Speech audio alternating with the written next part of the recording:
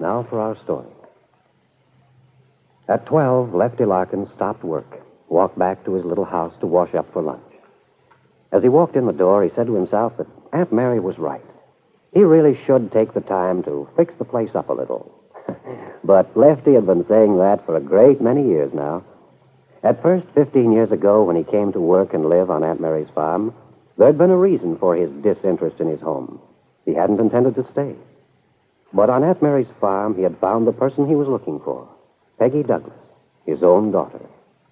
Feeling that he had no right to claim her as his, Lefty had intended to move on, but he had been unable to tear himself away, unable to part with the love and affection that Peggy gave him, until his staying on had become a habit, a family joke. Now, going up the slope toward the main house, Lefty walks around toward the back, goes in the kitchen. Come in and sit down, Lefty. I'm a little behind schedule this morning. Mrs. Plummer came over for a while, and I'm afraid we frittered away quite a bit of time. Oh, that's all right, Aunt Mary. I'm only dying of starvation. Well, have a piece of bread and butter. That should stay you. No. Whatever's cooking smells as if it were worth waiting for. What's for lunch? Well, I made some vegetable soup this morning, and we're going to have meatloaf, potatoes, sliced tomatoes, and a berry cobbler. Isn't Peggy going to be home for lunch? Well, yes, as far as I know. That's what she planned when she left this morning. I expect she'll be along pretty soon. How about starting with your soup now, Lefty? Good enough. What about you? I think I'll skip the soup today.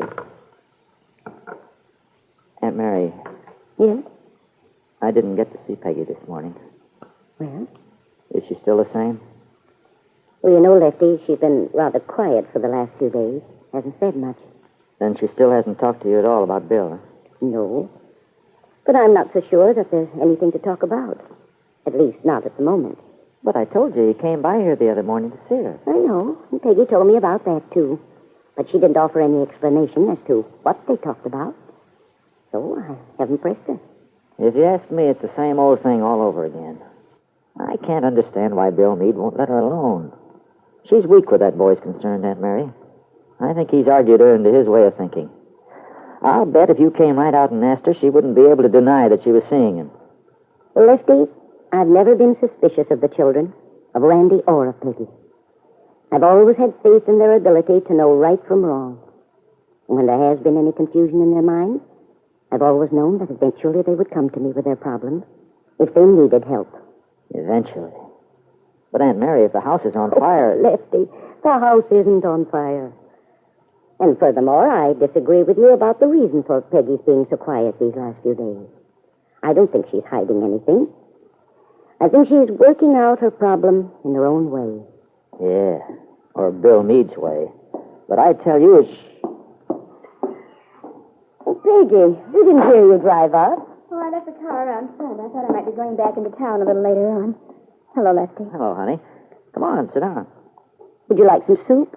No, I don't care for any lunch, thank you. Did you eat in town? It's not that. I'm just not hungry. But that's ridiculous. You've made all those deliveries this morning. You've got to be hungry. Now, she'll eat when she's ready, Lefty. You look tired, dear. Me? No, I'm just thoroughly disgusted with myself. Well, what on earth do you mean by that? I've had a very unpleasant experience.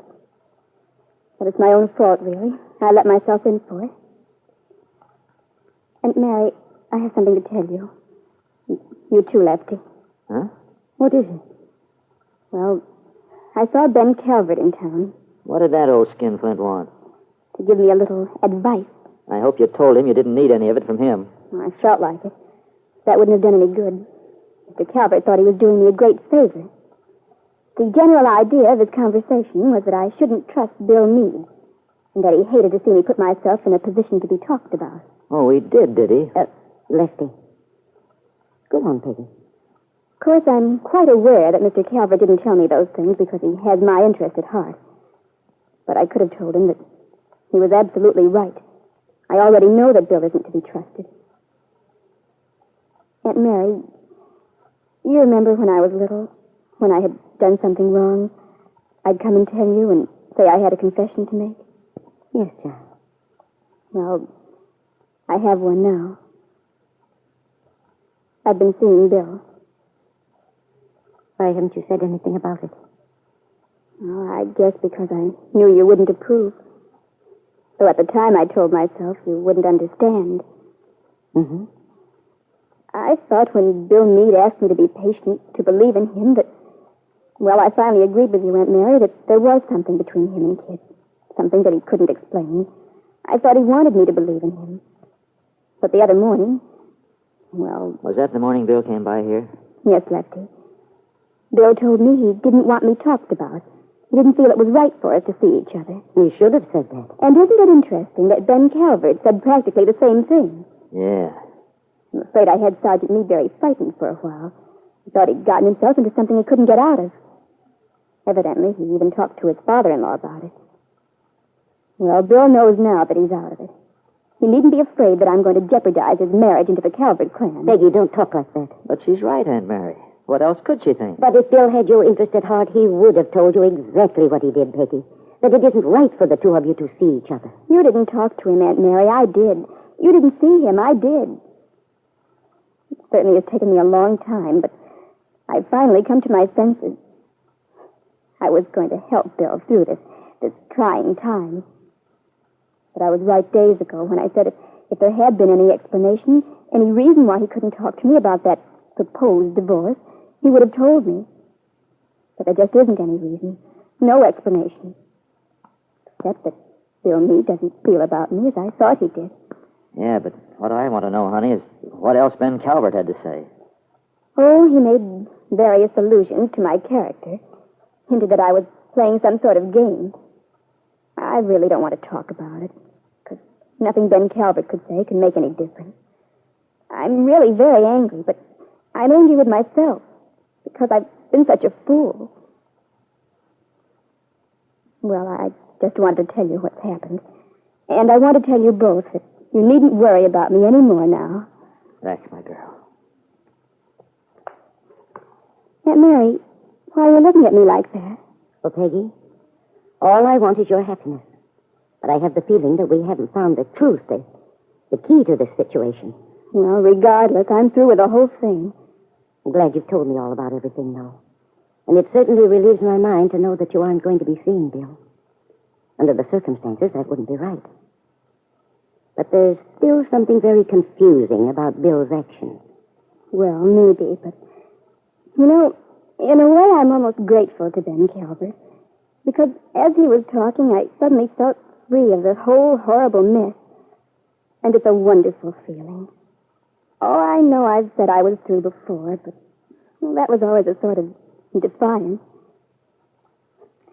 I just feel that I've been a stupid fool, and now it's all over. Mm-hmm. You see, Aunt Mary... Oh, I'll get it. Hello. Yes, this is she. Oh, hello, Mr. Dorn. No, I haven't talked to her about it yet. Oh, I know she will be, and I'm very eager to hear more about it. Tomorrow evening? Yes. Why, yes, that'll be fine. In the kitchen, Lefty leaned over to ask Aunt Mary who this Mr. Dorn was. Peggy's aunt said she had no idea. Puzzled, the two older people looked at each other. Whoever he was, Peggy was certainly being nice to him. And they couldn't help but notice the change that was in her voice. For the first time in many weeks, the young girl sounded alive, vital, interested in the world about her. To Aunt Mary, that's a good sign. And yet the woman can't help but wonder if Peggy isn't being a little previous in saying she no longer cares anything about Bill. Is that her honest feeling?